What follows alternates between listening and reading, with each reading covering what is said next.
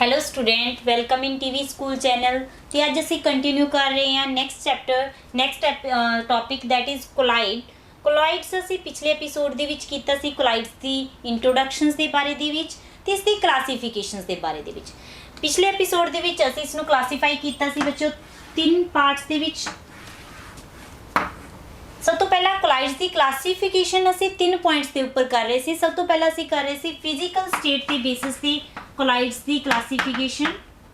Physical state ਜਿਸ ਦੇ ਵਿੱਚ ਅਸੀਂ ਦੇਖਿਆ ਸੀ ਕਿ ਸੋਲਿਡ ਦੇ ਨਾਲ ਮਿਲ ਕੇ ਕਿਸ ਤਰੀਕੇ ਦਾ ਸੋਲੂਸ਼ਨ ਬਣਾ ਰਿਹਾ ਤੇ ਲਿਕੁਇਡ ਸੋਲਿਡ ਦੇ ਨਾਲ ਮਿਲ ਕੇ ਕਿਸ ਤਰੀਕੇ ਦਾ ਬਣਾ ਰਿਹਾ। ਤਾਂ ਅਸੀਂ ਇਸ ਦੇ ਵਿੱਚ ਇਸ ਦੀ ਫਿਜ਼ੀਕਲ ਸਟੇਟ ਤੇ ਬੇਸਿਸ ਇਸ ਦੀ ਕਲਾਸੀਫਿਕੇਸ਼ਨਸ ਲਾਸਟ ਐਪੀਸੋਡ ਦੇ ਵਿੱਚ ਕੀਤੀ ਹੈ। ਸੈਕੰਡ ਅਸੀਂ ਲਾਸਟ ਐਪੀਸੋਡ ਦੇ ਵਿੱਚ ਕੀਤੀ ਹੈ ਇੰਟਰੈਕਸ਼ਨਸ ਬੇਸਿਸ। इंट्रैक्शंस के बेसिस भी असी इसकी क्लासीफिकेशंस कर ली सी, लायोफिलिक एंड लायोफोबिक सोल्स। ते आज असी करांगे next that is type of particles.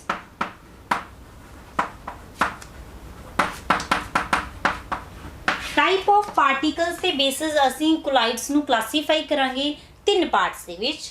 देखो जदों असी टाइप ऑफ पार्टिकल्स के बेसिस कोलाइड्स की क्लासीफिकेशंस कर रहे हैं तो 3 पार्ट्स ਦੇ ਵਿੱਚ ਹੋਏਗੀ। सब तो पहला है multi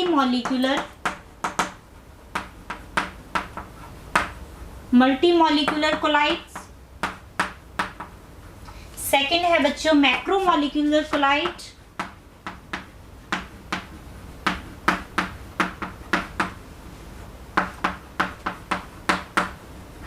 and the last and the third is associated collide.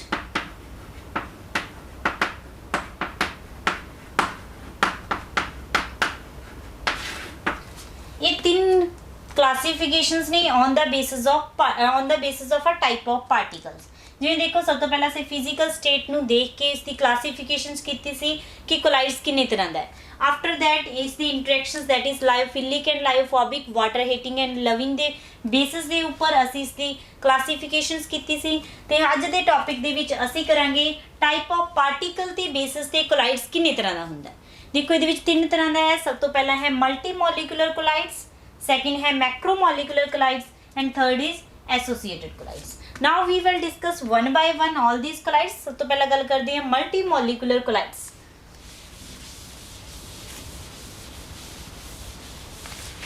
Multi molecular colloids की जो गल करते हैं, मल्टी मीनस मैनी। जो इस दे विच की होएगा कि जो कोई substance number of atoms ions aggregate to form collides। collides means इसका जो साइज है वो ਤੁਹਾਡਾ ਜਿਹੜਾ साइज है 1 नैनोमीटर्स तो घट होना चाहिए, less than 1 नैनोमीटर। 1 नैनोमीटर्स तो जो छोटे छोटे आइंस आपस ਦੇ ਵਿੱਚ आइंस एटम या मॉलिक्यूल्स आपस ਦੇ ਵਿੱਚ मिल के कोलाइड की फॉर्म के पार्टिकल फॉर्मेशंस दे रही है। तो इस तरीके के कोलाइड्स नूं असीं मल्टी मॉलिक्यूलर कह रहे हैं। मल्टी क्यों लिया? क्योंकि ये जो छोटे छोटे आइन ने आपस दे विच कंबाइन होकर एक बड़ा आइन फॉर्मेशंस दे रहे हैं।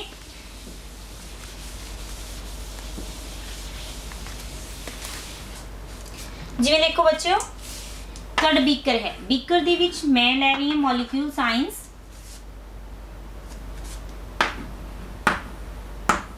ये तुहाडे मॉलिक्यूल्स ने या फिर तुसी एटम कह सकते हो, आइन कह सकते हो, आपस दे विच कोलाइड कर रहे हैं। तो जदों ये कोलाइड्स करते हैं तो एक तरह का कोलाइडल सोल्यूशन फॉर्मेशंस दे रहे हैं। कोलाइडल सोल्यूशन मीनस ये छोटे छोटे आइंस आपस दे विच एग्रीगेट होने तो बाद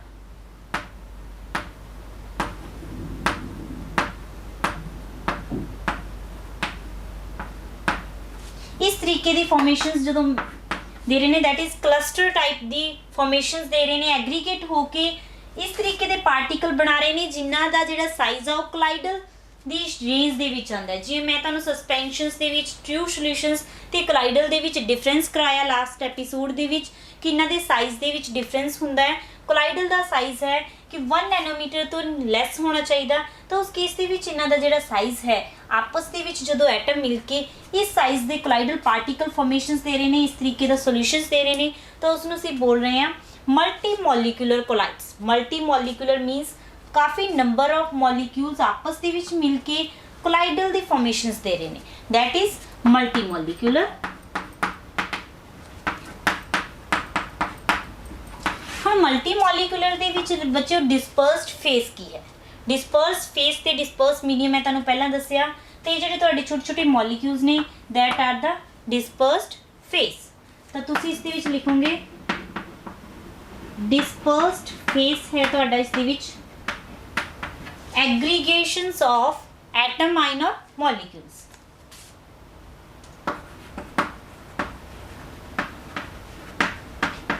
aggregate of ions atom or molecules। ਇਹ ਜਦੋਂ ਐਗਰੀਗੇਟ ਹੋ ਰਹੇ ਨੇ ਤਾਂ ਇਹ ਤੁਹਾਡਾ ਹੈ ਡਿਸਪਰਸਡ ਫੇਸ ਇਸ ਦੇ ਵਿੱਚ। ਤੇ ਇਸ ਦੇ ਵਿੱਚ ਜਦੋਂ ਤੁਸੀਂ ਐਗਜ਼ਾਮਪਲ ਕਰੋਗੇ, ਐਗਜ਼ਾਮਪਲ ਦੀ ਗੱਲ ਕਰਦੀ ਹਾਂ ਤਾਂ ਐਗਜ਼ਾਮਪਲ ਹੈ, ਤੇ ਐਗਜ਼ਾਮਪਲ ਆਏਗੀ ਤੁਹਾਡੀ ਸੋਲ ਆਫ ਗੋਲਡ ਜਾਂ ਫਿਰ ਸਲਫਰ। ਸੋਲ ਆਫ ਗੋਲਡ ਦੇ ਵਿੱਚ ਕੀ ਹੈ ਬੱਚਿਓ ਕਿ ਗੋਲਡ ਦੇ ਵਿੱਚ ਛੋਟੇ ਛੋਟੇ ਪਾਰਟੀਕਲ ਆਪਸ ਦੇ ਵਿੱਚ ਮਿਲ ਕੇ ਇੱਕ ਐਗਰੀਗੇਸ਼ਨਸ ਆਫ ਐਟਮਸ ਆਈਨਰ ਮੋਲੀਕਿਊਲਸ ਦੇ ਰਹੇ ਜਿਸ ਦੀ ਰੇਂਜ ਕੋਲਾਈਡਲ ਪਾਰਟੀਕਲਸ ਦੀ ਰੇਂਜ ਦੇ ਇਕੁਅਲ ਹੈ। ਤਾਂ ਉਸ ਕੇਸ ਦੇ ਵਿੱਚ ਜਿਹੜਾ ਸੋਲ ਗੋਲਡ ਤੋਂ ਪੈਦਾ ਹੋ ਰਿਹਾ ਉਹ ਹੈ ਮਲਟੀ ਮੋਲੀਕੂਲਰ ਕੋਲਾਈਡਸ ਦੀ ਕੈਟਾਗਰੀ ਦੇ ਵਿੱਚ ਆਏਗਾ। Like in the same way sulphur ਦੀ ਜਿਹੜੀ ਕੋਲਾਈਡਲ ਫਾਰਮ ਦੇ ਵਿੱਚ ਹੈ ਉਹ ਹੈ SF8 ਫਾਰਮ ਦੇ ਵਿੱਚ ਕੀ ਹੈ ਕਿ ਜਿਹੜੇ ਮੋਲੀਕਿਊਲਸ ਨੇ 8 ਮੋਲੀਕਿਊਲਸ ਐਗਰੀਗੇਟ ਹੋ ਰਹੇ ਨੇ ਤੇ ਇੱਕ ਤਰ੍ਹਾਂ ਦਾ ਕੋਲਾਈਡਲ ਦੀ ਰੇਂਜ ਦੇ ਵਿੱਚ ਸਾਨੂੰ ਕੋਲਾਈਡਸ ਦੇ ਰਹੇ ਨੇ। ਮੀਨ ਜਿਸ ਦੇ ਵਿੱਚ ਕੀ ਹੁੰਦਾ ਬੱਚੋ S8 ਦੇ ਵਿੱਚ ਸਲਫਰ ਦੇ 8 ਮੋਲੀਕਿਊਲਸ ਇਸ ਤਰੀਕੇ ਦੇ ਨਾਲ ਸਲਫਰ ਦੇ ਮੋਲੀਕਿਊਲਸ ਕੰਬਾਈਨ ਕਰ ਰਹੇ ਨੇ। ਇਸੇ ਤਰੀਕੇ ਦੇ ਨਾਲ ਨੈਕਸਟ ਕੰਬੀਨੇਸ਼ਨਸ ਹੋਏਗੀ 1 2 3 4 5 6 7 ਤੇ ਇਸ ਦੇ ਵਿੱਚ 8 ਮੋਲੀਕਿਊਲਸ ਆਪਸ ਦੇ ਵਿੱਚ ਕੰਬਾਈਨ ਕਰਨਗੇ।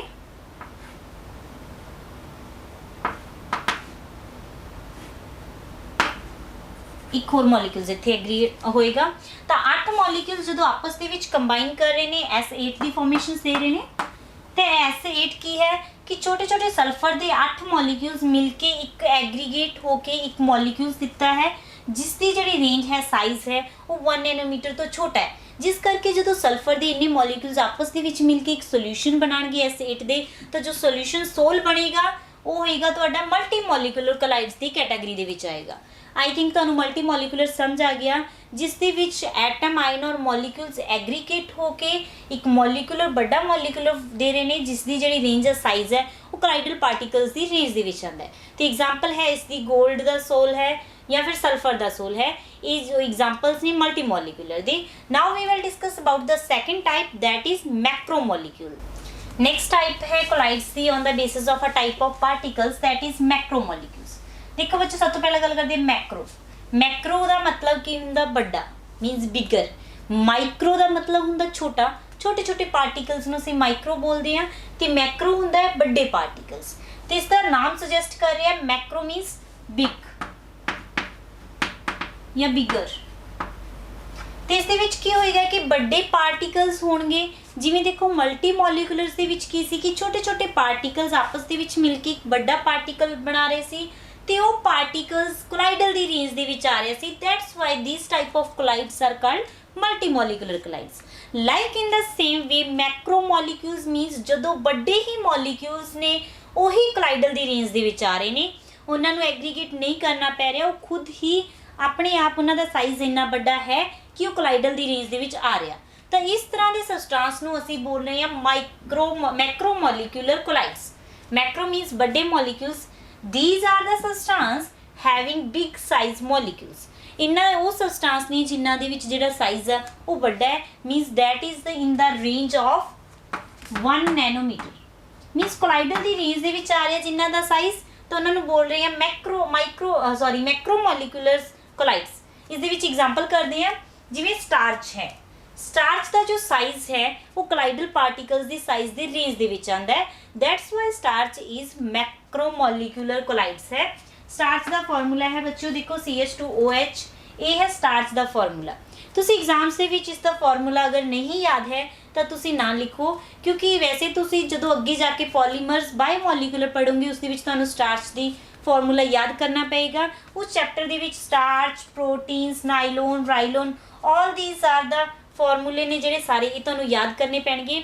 ਹੁਣ ਮੈਂ ਤੁਹਾਨੂੰ ਖੋਲ ਕੇ ਲਿਖ ਰਹੀ ਹਾਂ। ਇਹ ਸਟਾਰਚ ਦਾ ਫਾਰਮੂਲਾ ਹੈ ਜਿਸ ਦੇ ਵਿੱਚ ਇਸਦਾ ਸਾਈਜ਼ ਹੈ ਉਹ 1 ਨੈਨੋਮੀਟਰ ਦੀ ਰੇਂਜ ਦੇ ਵਿੱਚ ਆ ਰਿਹਾ, 1 ਨੈਨੋਮੀਟਰ ਤੋਂ ਘੱਟ ਆ ਰਿਹਾ, ਕੋਲਾਈਡਲ ਦੀ ਰੇਂਜ ਦੇ ਵਿੱਚ ਆ ਰਿਹਾ।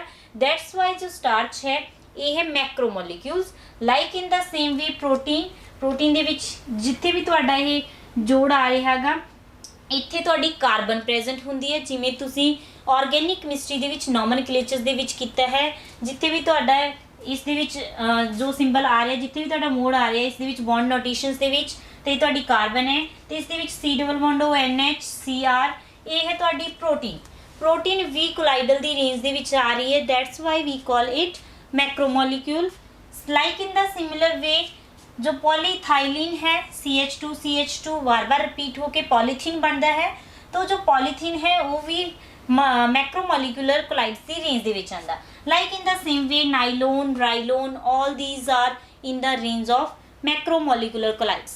That is the second type on the basis of type of particles. First से multimolecular छोटे छोटे molecules आपस में मिल के aggregations of atom ions और molecules दे रहे हैं। ਸੈਕੰਡ ਦੇ ਵਿੱਚ ਹੈ ਕਿ ਮੋਲੀਕਿਊਲਸ ਖੁਦ ਹੀ ਇੰਨੇ ਸਾਈਜ਼ ਦੇ ਹੈ ਕਿ ਉਹ ਕੋਲਾਈਡਲ ਦੀ ਰੇਂਜ ਦੇ ਵਿੱਚ ਆ ਰਹੇ। Now we will discuss about the third and the important that is associated colloids. Third is associated colloids. Associated colloids ਦੇ ਵਿੱਚ ਕੀ ਹੈ ਬੱਚਿਓ, definitions ਦੀ ਗੱਲ ਕਰਦੇ ਹਾਂ। That is very interesting. These are the substance which when dissolved in a medium, ਇਹ substance ਨੇ ਜਦੋਂ ਜਿਨ੍ਹਾਂ ਨੂੰ ਮੀਡੀਅਮ ਦੇ ਵਿੱਚ ਜਦੋਂ ਡਿਸੋਲਵ ਕਰ ਰਹੇ ਆ, behave as normal electrolyte. Means ਇਹ ਕੀ ਹੈ, ਨਾਰਮਲ ਇਲੈਕਟ੍ਰੋਲਾਈਟ ਦੀ ਤਰ੍ਹਾਂ ਕੰਮ ਕਰਦੇ ਨੇ ਜਦੋਂ ਅਸੀਂ ਇਹਨਾਂ ਨੂੰ ਮੀਡੀਅਮ ਦੇ ਵਿੱਚ ਡਿਸੋਲਵ ਕਰਦੇ ਆ at low concentrations, but behave as a colloidal at high concentrations. Mean ਜਦੋਂ ਘੱਟ ਕੰਸੈਂਟ੍ਰੇਸ਼ਨ ਹੈ ਉਸ ਕੇਸ ਦੇ ਵਿੱਚ ਇਹ ਨਾਰਮਲ ਇਲੈਕਟ੍ਰੋਲਾਈਟ ਦੀ ਤਰ੍ਹਾਂ ਕੰਮ ਕਰ ਰਹੇ ਨੇ। ਜਿਵੇਂ ਹੀ ਇਹਨਾਂ ਦੀ ਕੰਸੈਂਟ੍ਰੇਸ਼ਨਸ ਇਨਕਰੀਜ਼ ਕਰਦੇ ਆ ਤਾਂ ਕੰਸੈਂਟ੍ਰੇਸ਼ਨ ਇਨਕਰੀਜ਼ ਕਰਨ ਦੇ ਨਾਲ ਦੇ behave like a colloidal at high concentrations. ਕਿਉਂ ਕੋਲਾਈਡਲ ਦੀ ਤਰ੍ਹਾਂ ਬਿਹੇਵ ਕਰਦੇ ਆ? Due to the formations of aggregate of particles. ਕਿਉਂ ਕੰਸੈਂਟ੍ਰੇਸ਼ਨ ਹਾਈ ਦੇ ਉੱਪਰ ਕੋਲਾਈਡਲ ਦੀ ਤਰ੍ਹਾਂ ਬਿਹੇਵ ਕਰ ਰਹੇ ਨੇ? ਕਿਉਂਕਿ ਜੋ ਪਾਰਟੀਕਲਸ ਹੈ ਉਹ ਐਗਰੀਗੇਟ ਹੋ ਰਹੇ ਨੇ, ਪਾਰਟੀਕਲਸ ਇਕੱਠੇ ਹੋ ਰਹੇ ਨੇ ਆਪਸ ਦੇ ਵਿੱਚ ਤੇ ਉਹ ਜਿਹਦੇ ਕਰਕੇ ਉਹ ਕੋਲਾਈਡਲ ਦੀ ਰੇਂਜ ਦੇ ਵਿੱਚ ਆ ਰਹੇ ਨੇ। ਜੀ ਮੈਂ ਤੁਹਾਨੂੰ ਮਲਟੀ ਮੋਲੀਕੂਲਰ ਦੇ ਵਿੱਚ ਦੱਸਿਆ ਸੀ ਕਿ ਪਹਿਲਾ ਮੋਲੀਕਿਊਲ ਸਿੰਗਲ ਨੇ, ਆਫਟਰ ਫਾਰਮੇਸ਼ਨਸ ਤੋਂ ਬਾਅਦ ਉਹ ਮੋਲੀਕਿਊਲਸ ਕੀ ਹੈ, ਐਗਰੀਗੇਟ ਹੋ ਰਹੇ ਨੇ, ਸੋਲ ਬਣਾ ਰਹੇ ਨੇ ਤਾਂ ਕੋਲਾਈਡਲ ਦੀ ਫਾਰਮੇਸ਼ਨਸ ਦੇ ਵਿੱਚ ਆਉਂਦੇ ਨੇ। ਸਿਮਿਲਰ ਵੇ ਦੇ ਨਾਲ ਇਸ ਦੇ ਵਿੱਚ ਫਰਕ ਹੈ ਕਿ ਕੰਸੈਂਟ੍ਰੇਸ਼ਨ ਹਾਈ ਹੋਣੀ ਚਾਹੀਦੀ ਹੈ। ਮਲਟੀ ਮੋਲੀਕੂਲਰ ਦੇ ਵਿੱਚ ਨਾਰਮਲ ਕੰਸੈਂਟ੍ਰੇਸ਼ਨਸ ਦੇ ਉੱਪਰ ਵੀ ਕੁਝ ਤਰ੍ਹਾਂ ਦੇ ਸੋਲਸ ਨੇ ਜੋ ਕੋਲਾਈਡਲ ਦੀ ਫਾਰਮੇਸ਼ਨ ਦਿੰਦੇ ਆ। ਲੇਕਿਨ ਐਸੋਸੀਏਟਡ, ਜਿਵੇਂ ਇਸ ਦਾ ਨਾਮ ਦੱਸ ਰਿਹਾ ਐਸੋਸੀਏਟ ਮਤਲਬ ਹੁੰਦਾ ਕਿ ਮੋਲੀਕਿਊਲਸ ਆਪਸ ਦੇ ਵਿੱਚ ਇਕੱਠੇ ਹੋਣਾ। ਡਿਸੋਸੀਏਟ ਮੀਨਸ ਮੋਲੀਕਿਊਲਸ ਬ੍ਰੇਕ ਆਊਟ ਹੋਣਾ, ਛੋਟੇ ਪਾਰਟੀਕਲਸ ਦੇ ਵਿੱਚ ਰਹਿਣਾ। ਤੇ ਐਸੋਸੀਏਸ਼ਨ ਦਾ ਮਤਲਬ ਹੁੰਦਾ ਹੈ ਕਿ ਛੋਟੇ ਛੋਟੇ ਪਾਰਟੀਕਲਸ ਆਪਸ 'ਚ ਮਿਲ ਕੇ ਇੱਕ ਵੱਡਾ ਪਾਰਟੀਕਲਸ ਫਾਰਮੇਸ਼ਨ ਦੇ। ਤੇ ਇਸ ਦੇ ਵਿੱਚ ਕੀ ਹੈ ਕਿ ਸਭ ਤੋਂ ਪਹਿਲਾਂ ਜੋ ਮੋਲੀਕਿਊਲਸ ਹੈ ਛੋਟੇ ਛੋਟੇ ਮੋਲੀਕਿਊਲਸ ਹੋਣਗੇ ਜੋ ਆਪਸ ਦੇ ਵਿੱਚ ਛੋਟੇ ਛੋਟੇ ਮੋਲੀਕਿਊਲਸ ਨੇ। ਜਦੋਂ ਇਹ ਨਾਰਮਲ ਕੰਸੈਂਟ੍ਰੇਸ਼ਨਸ ਅਸੀਂ ਲਈਏ, ਨਾਰਮਲ ਕੰਸੈਂਟ੍ਰੇਸ਼ਨਸ ਦੇ ਉੱਪਰ, ਲੋ ਕੰਸੈਂਟ੍ਰੇਸ਼ਨਸ ਦੇ ਉੱਪਰ ਇੱਕ ਇਲੈਕਟ੍ਰੋਲਾਈਟ ਦੀ ਤਰ੍ਹਾਂ ਕੰਮ ਕਰ ਰਿਹਾ ਹੈ। This is not a colloidal solutions. ਜਿਵੇਂ ਹੀ ਅਸੀਂ ਇਸ ਦੇ ਵਿੱਚ ਕੰਸੈਂਟ੍ਰੇਸ਼ਨਸ ਨੂੰ ਇਨਕਰੀਜ਼ ਕਰਤਾ, ਕੰਸੈਂਟ੍ਰੇਸ਼ਨਸ ਇਨਕਰੀਜ਼ ਕਰਨ ਦੇ ਨਾਲ ਜੋ ਇਸ ਦੇ ਅੰਦਰ ਮੋਲੀਕਿਊਲਸ ਹੈ ਜ਼ਿਆਦਾ ਹੋ ਗਏ, ਕੰਸੈਂਟ੍ਰੇਸ਼ਨਸ ਇਨਕਰੀਜ਼ ਕੀਤੀ ਹੈ ਅਸੀਂ ਇਸ ਦੇ ਵਿੱਚ।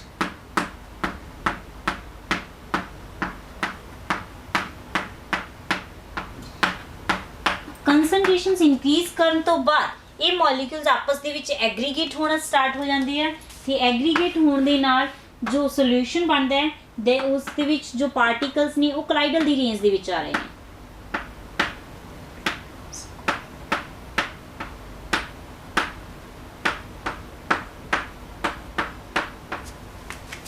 ਇੱਥੇ ਤੁਹਾਡੀ ਕੰਸੈਂਟ੍ਰੇਸ਼ਨਸ ਘੱਟ ਹੈ, ਕੰਸੈਂਟ੍ਰੇਸ਼ਨਸ ਘੱਟ ਹੈ ਤੇ ਇੱਕ ਇਲੈਕਟ੍ਰੋਲਾਈਟ ਹੈ, not is a colloidal solutions. when we increase the concentrations of the particles ਦੀ concentrations ਵਧਾਉਣ ਦੇ ਨਾਲ ਪਾਰਟੀਕਲਸ ਦੀ ਜਿਹੜੀ ਕੰਸੈਂਟ੍ਰੇਸ਼ਨ ਇਨਕਰੀਜ਼ ਹੋ ਗਈ, ਇਨਕਰੀਜ਼ ਹੋਣ ਦੇ ਨਾਲ ਜੋ ਪਾਰਟੀਕਲ ਹੈ ਆਪਸ ਦੇ ਵਿੱਚ ਐਗਰੀਗੇਟ ਹੋਣਾ ਸਟਾਰਟ ਹੋ ਗਏ, ਐਗਰੀਗੇਟ ਹੋ ਕੇ ਜੋ ਪਾਰਟੀਕਲ ਬਣ ਰਹੇ ਨੇ ਉਹਨਾਂ ਦੀ ਜੋ ਰੇਂਜ ਹੈ that is in the range of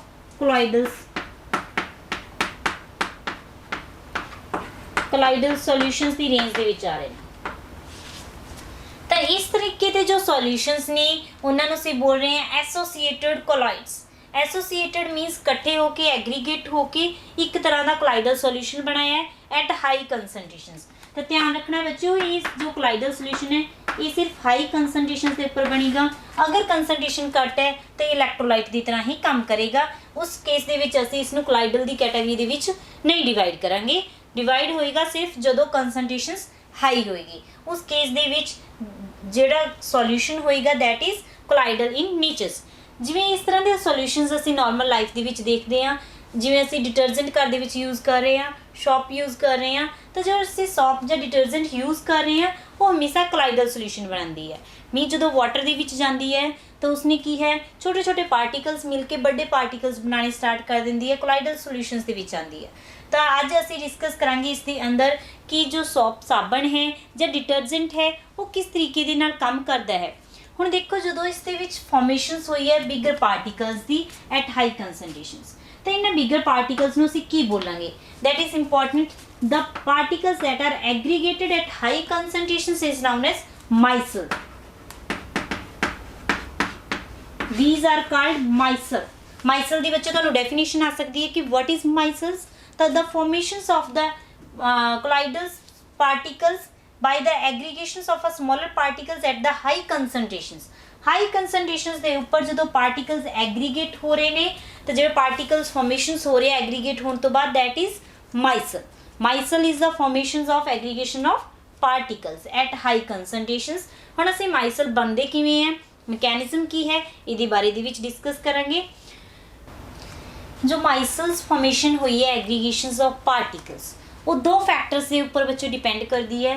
first is micelle formations depend करेगी दो फैक्टर्स के ऊपर। First is concentrations of dispersed phase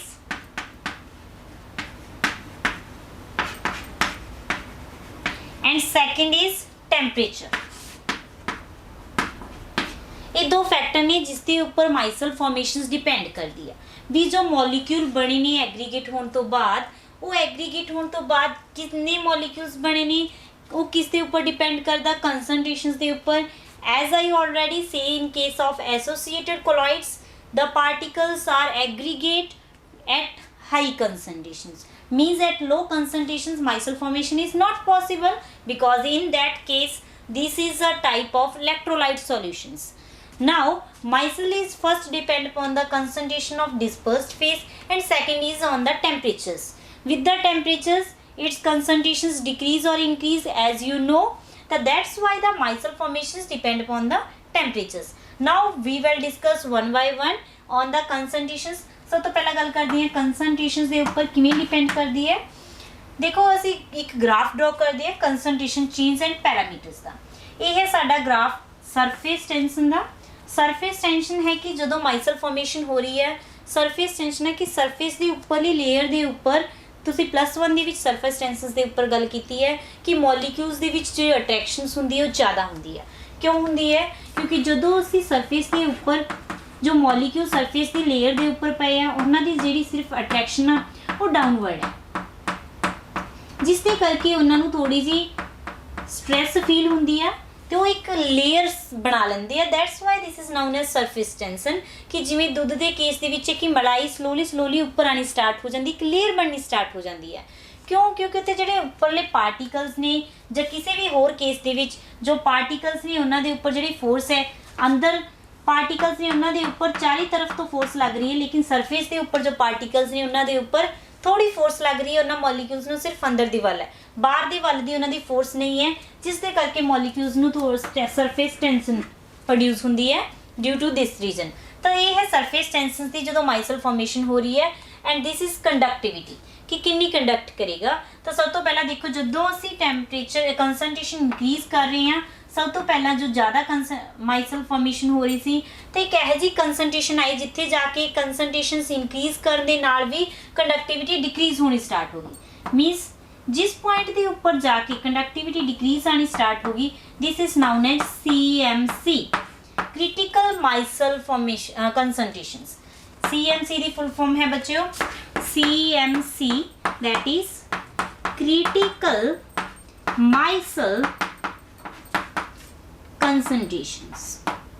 जिस कंसनट्रेशंस के ऊपर जाके माइसल फॉर्मेशन होनी स्टार्ट हो जाती है उसनों ਅਸੀਂ बोल रहे हैं क्रिटिकल माइसल कंसनट्रेशंस। बिकॉज इस तो घट कंसनट्रेशंस के ऊपर जो मॉलिक्यूल एग्रीगेट नहीं हो रहे, इट मीनस मैं तुहानूं पहले दस्सिया एक इलैक्ट्रोलाइट की तरह काम करेगा, कोलाइडल की तरह काम नहीं करेगा। मीनस एक ऐसी कंसनट्रेशन है जिथे जाके माइसल्स की फॉर्मेशन होनी स्टार्ट होगी, उस कंसनट्रेशन ਅਸੀਂ बोल रहे हैं क्रिटिकल माइसल कंसनट्रेशन CMC। तो इंपॉर्टेंट टर्म है एग्जाम्स के विच आती है व्हाट इज CMC की होंगी है जिस टैंपरेचर जिस कंसनट्रेशन से जाके माइसल्स की फॉर्मेशन होनी स्टार्ट हो जाती है। मीनस तुहानूं पता है लो कंसनट्रेशन के उपर माइसल फॉर्मेशन नहीं होंगी। As we increase the concentration तो उसके नाल जो मॉलिक्यूल कोलाइडल की रेंज के विच आते हैं तो माइसल फॉर्मेशन होनी स्टार्ट हो जाती है। Now next is on which the micelle formation depend is temperature. Temperature के विच अगर असीं ग्राफ ड्रॉ करते हैं टैंपरेचर वर्सिस कंसनट्रेशन का तो असीं इत्थे दो ग्राफ ड्रॉ कर रहे हैं, एक है CMC की curve critical micelle concentrations and second है साडी सॉल्युबिलिटी कर्व कि कितनी सॉल्युबल हो सकती है। इस तो पहला इधर है solid plus solutions, hydrated solution होएगा इधर ते उधर जो आपस दे विच कंसनट्रेशन इंक्रीज होएगी CMC तो इस दिन माइसल फॉर्मेशन होनी स्टार्ट हो जाएगी, माइसल सॉल्यूशन बनेगा क्योंकि उस तो पहला सॉल्यूशंस दे विच कंसनट्रेशन घट है तो इट मीनस वो कोलाइडल नहीं है, उसके विच माइसल फॉर्मेशन नहीं हुई। तो एक ऐसा टैंपरेचर आएगा बच्चों जिससे जाके जो CMC है वो बननी स्टार्ट होंगी है, उसका रेंज ज़्यादा होंगी है। मीनस एक टैंपरेचर आता है जिसके ऊपर माइसल फॉर्मेशन होनी स्टार्ट हो जाती है तो उस टैंपरेचर को असीं बोल रहे हैं craft temperature.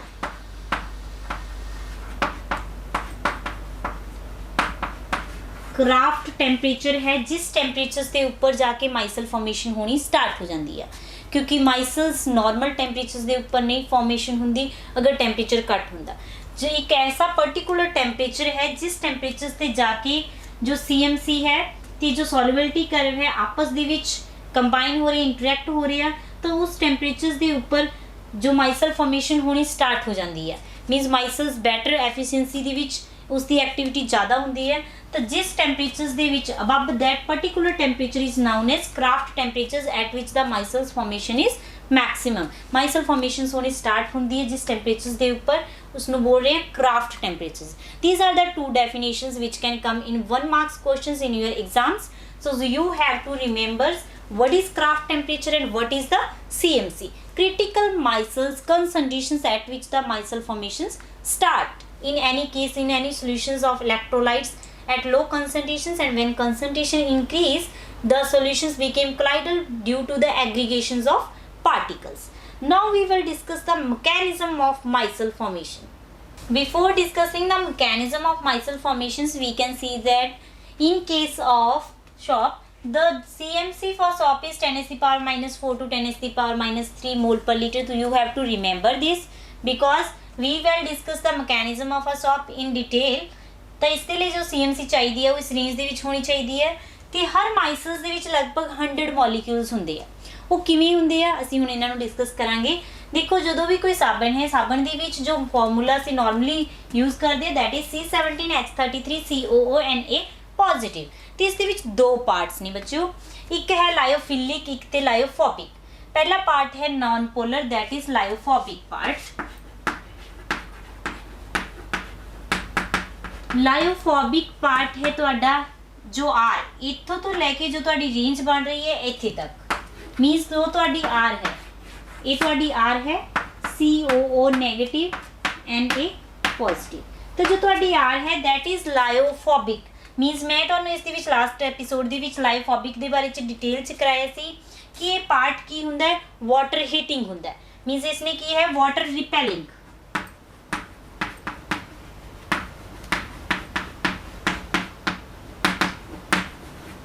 Water repelling part है ये तुहाडा ਤੇ ਸੈਕੰਡ ਇਸ ਦੇ ਵਿੱਚ ਕੀ ਹੈ ਕਿ ਨॉन ਪੋਲਰ ਪਾਰਟ ਹੈ। ਨॉन ਪੋਲਰ ਦਾ ਮਤਲਬ ਕੀ ਹੈ, that is insoluble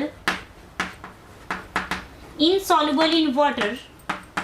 non polar है क्योंकि वाटर पोलर है नेचर ਦੇ ਵਿੱਚ, ਤਾਂ पोलर ਦੀ अट्रैक्शंस होएगी। ਆਪਾਂ ਕਹਿ ਰਹੇ कि वाटर रिपेलिंग है, मीन्स वाटर हीटिंग है, that's why it is non polar and insoluble in water. ਤੇ ਕਿਸ ਦੇ ਵਿੱਚ ਸੋਲੂਬਲ ਹੋਏਗਾ, that is soluble in oil or grease। Oil and grease ਦੇ ਵਿੱਚ ਸੋਲੂਬਲ ਹੋਏਗਾ, that is the non polar part। ਅਸੀਂ ਇਸ ਨੂੰ ਬੋਲ ਰਹੇ ਹਾਂ ਇਸ ਤਰੀਕੇ ਦਾ ਜੋ ਪਾਰਟ ਹੈ ਤੁਹਾਡਾ R, that is non polar part। Second micelles ਦੇ ਵਿੱਚ ਕੀ ਹੁੰਦਾ ਹੈ, ਸੈਕੰਡ ਪਾਰਟ ਹੁੰਦਾ ਹੈ ਬੱਚਿਓ ਪੋਲਰ। ਸੈਕੰਡ ਹੈ ਪੋਲਰ ਗਰੁੱਪ। ਪੋਲਰ ਗਰੁੱਪ ਤੁਹਾਡਾ ਕੀ ਹੈ, COO ਨੈਗੇਟਿਵ। ਜੋ ਤੁਹਾਡੇ ਇਸ ਦੇ ਵਿੱਚ COO ਨੈਗੇਟਿਵ ਪਾਰਟ ਹੈ, that is the polar group। Polar ਹੈ ਇਟ ਮੀਨਸ ਇਹ ਕੀ ਹੋਏਗਾ, ਵਾਟਰ ਲਵਿੰਗ ਹੋਏਗਾ, ਮੀਨਸ ਵਾਟਰ ਨੂੰ ਆਪਣੇ ਵੱਲ ਅਟਰੈਕਟ ਕਰੇਗਾ। ਤੇ ਇਸ ਨੂੰ ਅਸੀਂ ਬੋਲ ਰਹੇ ਹਾਂ ਲਾਇਓਫਿਲਿਕ। ਲਾਇਓਫਿਲਿਕ ਤੇ ਕੀ ਹੋਏਗਾ, ਵਾਟਰ ਅਟਰੈक्टिंग ਹੋਏਗਾ।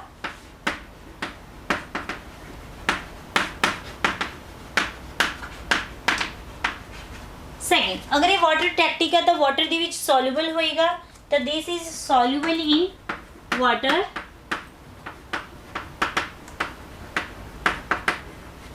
and it is insoluble in oil or grease।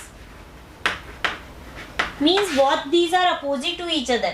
एक पार्ट जो नॉन पोलर है तो एक पार्ट जो पोलर है, आपस ਦੇ ਵਿੱਚ ਕੀ ਹੈ, अपोजिट है प्रॉपर्टीज ਦੇ ਵਿੱਚ। this is lyophobic part, water repelling, water heating, and polar part is lyophilic, that is water attracting part। ਤੇ ਉਹ ਕੀ ਹੋਏਗਾ, ਵਾਟਰ ਚ ਸੋਲੂਬਲ ਹੋਏਗਾ ਤੇ ਵਾਟਰ ਚ ਸੋਲੂਬਲ ਨਹੀਂ ਹੋਏਗਾ। ਅਸਲ ਦੇ ਵਿੱਚ ਮਾਈਸਲਸ ਫਾਰਮੇਸ਼ਨਸ ਦੇ ਵਿੱਚ 100 ਮੋਲੀਕਿਊਲਸ ਕਿਸ ਤਰੀਕੇ ਦੇ ਨਾਲ ਹੁੰਦੇ ਆ, ਤੇ ਇੱਕ ਬੱਚੋ ਹੈਡ ਦੀ ਤਰ੍ਹਾਂ ਕੰਮ ਕਰੇਗਾ, ਇੱਕ ਟੇਲ ਦੀ ਤਰ੍ਹਾਂ ਕੰਮ ਕਰੇਗਾ। ਜਿਵੇਂ ਦੇਖੋ ਸਾਬਣ ਦੇ ਵਿੱਚ ਜੋ ਪਾਰਟ ਹੈ ਇਸ ਤਰੀਕੇ ਦੇ ਨਾਲ ਹੋਏਗਾ, ਛੋਟੇ ਛੋਟੇ ਪਾਰਟ ਨੇ। ਜਦੋਂ ਇਹ ਡਿਸੋਲਵ ਹੋਣਗੇ ਵਾਟਰ ਦੇ ਵਿੱਚ ਤੇ ਕੀ ਕਰਨਗੇ, ਵਾਟਰ ਦੇ ਵਿੱਚ ਜਾਣ ਤੋਂ ਬਾਅਦ ਵਾਟਰ ਦੇ ਵਿੱਚ ਇਸ ਤਰੀਕੇ ਦੀ ਕਨਫਿਗਰੇਸ਼ਨਸ ਕਰਨਗੇ, ਕਿਉਂਕਿ ਜੋ ਪਾਰਟ ਵਾਟਰ ਅਟਰੈਕਟਿੰਗ ਹੈ ਉਹ ਵਾਟਰ ਦੀ ਆਊਟਰ ਸਰਫੇਸ ਤੇ ਹੋਏਗਾ ਤੇ ਜੋ ਵਾਟਰ ਹੀਟਿੰਗ ਹੈ ਉਸ ਤੋਂ ਆਪੋਜ਼ਿਟ ਸਾਈਡ ਤੇ ਜਾਏਗਾ।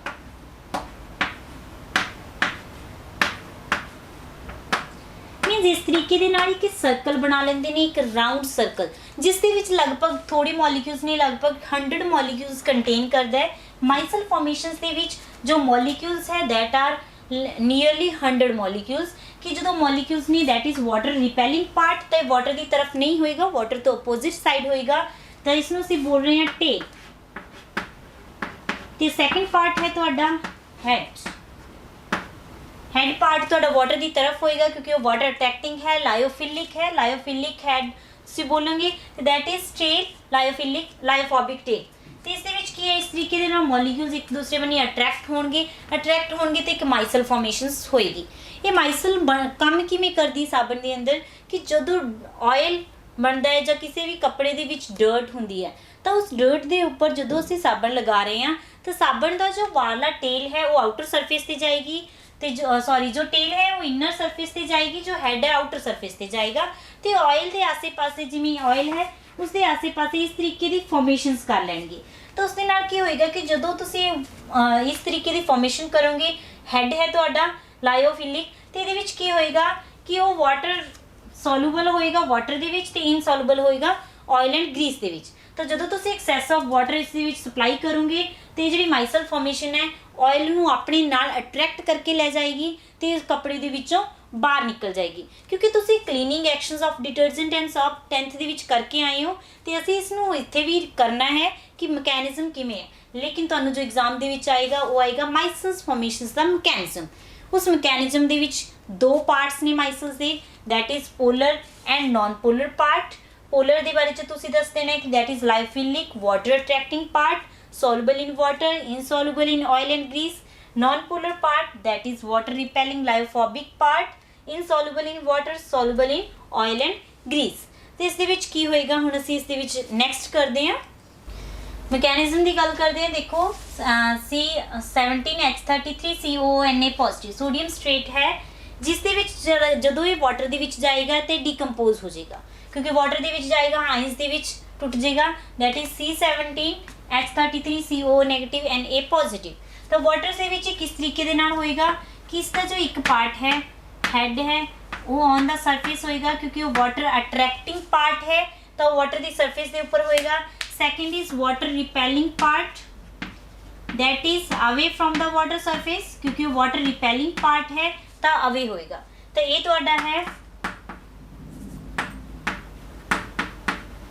लायोफिलिक पार्ट, ते तुहाडा है लायोफोबिक।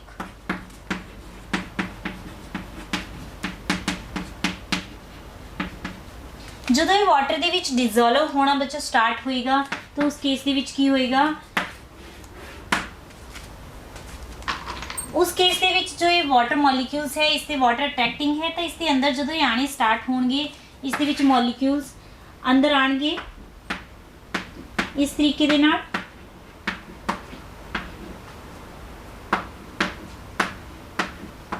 ਜਦੋਂ मॉलिक्यूल्स इस ਦੇ ਵਿੱਚ ਆਣਗੇ ਤਾਂ ਇਸ ਤੋਂ ਬਾਅਦ ਕੀ ਹੈ अट्रैक्शंस होनी स्टार्ट होएगी तो मॉलिक्यूल्स की है एक माइसल फॉर्मेशंस देंगे। मॉलिक्यूल सॉल्यूशंस ਦੇ ਵਿੱਚ आ रहे हैं तो इस तरीके ਦੇ ਨਾਲ इकट्ठे होने स्टार्ट हो जाएंगे, क्योंकि ये पार्ट की है वाटर रिपेलिंग है तो ये की होएगा वाटर तो दूर जाने की कोशिश करेगा। तो इस तरीके ਦੇ ਨਾਲ वाटर से विच जो लायोफिलिक हेड है तो लायोफोबिक टेल है वो आपस ਦੇ ਵਿੱਚ इस तरीके ਦੇ ਨਾਲ राउंड बनाएगी ताकि जो टेल पार्ट है वाटर रिपेलिंग पार्ट है वाटर तो दूर रहे।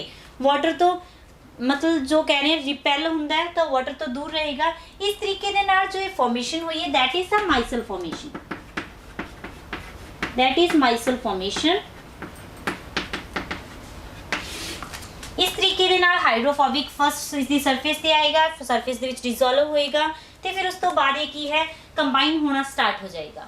ਹੁਣ ਇਸ ਦੇ ਵਿੱਚ ਕੀ ਹੈ ਕਿ ਦੇਖੋ ਬੱਚੋ ਜਦੋਂ ਸਾਬਣ ਦੇ ਵਿੱਚ ਅਸੀਂ ਗੱਲ ਕਰਦੇ ਹਾਂ ਕਲੀਨਿੰਗ ਐਕਸ਼ਨਸ ਦੇ ਵਿੱਚ ਇੱਥੇ ਸਰਫੇਸ ਦੇ ਉੱਪਰ ਆਇਲ ਲੱਗਿਆ ਹੈ, ऑयल या ग्रीस है।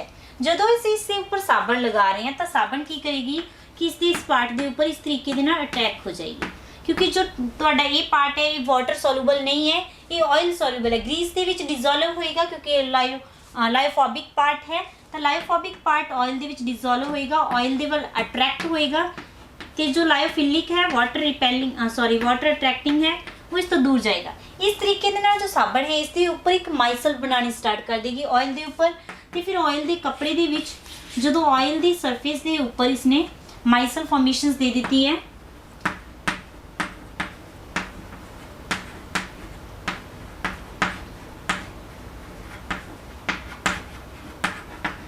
तो ਜਦੋਂ ਅਸੀਂ ਇਸ ਦੇ ਵਿੱਚ ਐਕਸੈਸ ਆਫ ਵਾਟਰ ਸਪਲਾਈ ਕਰ ਰਹੇ ਹਾਂ ਐਕਸੈਸ ਆਫ ਵਾਟਰ ਸਪਲਾਈ ਕਰਨ ਦੇ ਨਾਲ ਕੀ ਹੈ ਕਿ ਜੋ ਵਾਟਰ ਇਸ ਦੇ ਵਿੱਚ ਡਿਸੋਲਵ ਹੋ ਗਿਆ ਕਿਉਂਕਿ ਆਇਲ ਵਾਟਰ ਦੇ ਵਿੱਚ ਡਿਸੋਲਵ ਨਹੀਂ ਹੁੰਦਾ ਤਾਂ ਜਦੋਂ ਅਸੀਂ ਜ਼ਿਆਦਾ ਅਮਾਉਂਟ ਆਫ ਵਾਟਰ ਦੇ ਵਿੱਚ ਪ੍ਰੋਵਾਈਡ ਕਰ ਰਹੇ ਤਾਂ ਜੋ ਆਇਲ ਹੈ ਇਸ ਦੀ ਸਰਫੇਸ ਤੋਂ ਬਾਹਰ ਨਿਕਲ ਜਾਂਦਾ ਹੈ ਵਿਦ ਦ ਮਾਈਸਲਸ ਮੀਨ ਸਾਬਣ ਦੇ ਨਾਲ ਜੋ ਇਸਨੇ ਸਾਬਣ ਨੇ ਇਸ ਦੇ ਮਾਈਸਲਸ ਨੇ ਆਇਲ ਨੂੰ ਆਪਣੇ ਵੱਲ ਅਟਰੈਕਟ ਕੀਤਾ ਹੈ ਕਵਰ ਕੀਤਾ ਹੈ ਆਪਣੇ ਵਿੱਚ ਡਿਸੋਲਵ ਕਰ ਲਿਆ। ਜਦੋਂ ਅਸੀਂ ਐਕਸੈਸ ਆਫ ਵਾਟਰ ਦੇ ਰਹੇ ਹਾਂ ਤੇ ਐਜ਼ ਇਟ ਇਜ਼ ਬਾਹਰ ਨਿਕਲ ਜਾਏਗੀ ਕੱਪੜੇ ਦੇ ਵਿੱਚੋਂ ਤੇ ਕੱਪੜਾ ਤੁਹਾਡਾ ਸਾਫ਼ ਹੋ ਜਾਏਗਾ। This is the cleaning actions of soap. और डिटर्जेंट ਦੇ ਵਿੱਚ ਕੀ ਹੁੰਦਾ ਹੈ डिटर्जेंट ਦੇ ਵਿੱਚ ਜੋ ਤੁਹਾਡਾ ਸੋਡੀਅਮ ਪਾਰਟ ਹੈ ਕਾਰਬੋਲਿਕਸ ਹੈ ਇਸ ਦੀ ਥਾਂ ਤੇ ਤੁਸੀਂ ਸਲਫੇਟ ਯੂਜ਼ ਕਰਦੇ ਹੋ ਉਸ ਦੇ ਵਿੱਚ ਕੀ ਹੈ ਕਿ ਤੁਹਾਡਾ ਜੋ COO ਪਾਰਟ ਹੈ that is S double bond O ਤੇ ਇਸ ਤਰੀਕੇ ਦੇ ਨਾਲ ਇਹ ਪਾਰਟ ਤੁਹਾਡਾ ਅਟੈਚ ਹੋਏਗਾ। ਤੇ जो क्लीनिंग एक्शन है that is the same but जो सल्फेट है वो ज़्यादा बेटर क्लीनिंग एक्शंस हैं।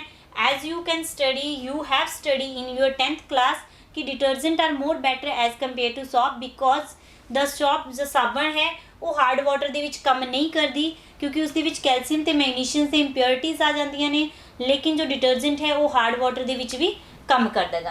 That's all for mechanism of micelle formations ਦੇ ਵਿੱਚ है कि माइसल्स फॉर्मेशंस ਦੇ ਵਿੱਚ दो फैक्टर ਦੇ ਉੱਪਰ डिपेंड करती है कंसनट्रेशनस एंड टैंपरेचर्स ਦੇ ਉੱਪਰ एक पर्टिकुलर टैंपरेचर्स ਦੇ ਉੱਪਰ जिस ਦੇ ਉੱਪਰ माइसल फॉर्मेशन हो रही है that is called CMC critical micelles concentrations. Particular temperatures ਦੇ ਉੱਪਰ जिस ਦੇ ਉੱਪਰ माइसल फॉर्मेशन हो रही है that temperature is craft temperatures.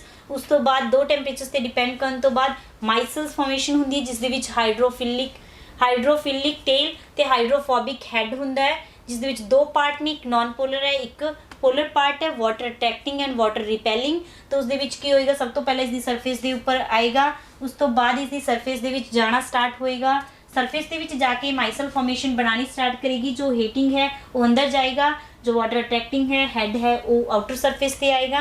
ਤੇ ਅਗਰ ਅਸੀਂ ਕਲੀਨਿੰਗ ਐਕਸ਼ਨ 'ਚ ਗੱਲ ਕਰਦੇ ਹਾਂ, ਆਇਲ ਦੇ ਉੱਪਰ ਆਇਲ ਫॉर्मेशन ਹੋਏਗੀ, ਕਿਉਂਕਿ ਆਇਲ ਹੈਡ ਜੋ ਤੁਹਾਡੀ ਟੇਲ ਹੈ ਇਸ ਦੇ ਵਿੱਚ ਵਾਟਰ ਅਟਰੈਕਟਿੰਗ ਆਇਲ ਅਟਰੈਕਟਿੰਗ ਹੈ, ਤਾਂ ਇਸ ਦੀ ਵੱਲ ਅਟਰੈਕਟ ਹੋਏਗੀ। ਹੈਡ ਰਿਪੈਲਿੰਗ ਹੈ ਤਾਂ ਇਸ ਤੋਂ ਦੂਰ ਰਹੇਗਾ ਤੇ ਆਇਲ ਦੇ ਉੱਪਰ ਮਾਈਸਲ ਫॉर्मेशन ਕਰੇਗੀ। ਤੇ ਜਦੋਂ ਅਸੀਂ ਜ਼ਿਆਦਾ ਸਪਲਾਈ ਆਫ ਵਾਟਰ ਦੇ ਰਹੇ ਹਾਂ ਇਸ ਨੂੰ, ਤੇ ਇਸ ਦੇ ਨਾਲ ਜੋ ਸਾਡੀ ਮਾਈਸਲਸ ਹੈ ਇਹ ਆਇਲ ਨੂੰ ਆਪਣੇ ਨਾਲ ਕਲੈਕਟ ਕਰਕੇ ਕੱਪੜੇ ਦੀ ਸਰਫੇਸ ਤੋਂ ਬਾਹਰ ਚਲੀ ਜਾਏਗੀ।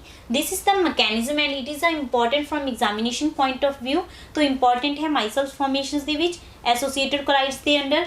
ਤਾਂ ਅੱਜ ਦੇ ਟੌਪਿਕ ਦੇ ਵਿੱਚ ਅਸੀਂ ਇਹ ਸਭ ਕੁਝ ਡਿਸਕਸ ਕੀਤਾ ਹੈ, type of classification of colloid on the basis of type of particle, multimolecular, macromolecular and associated ਕੋਲਾइड्स।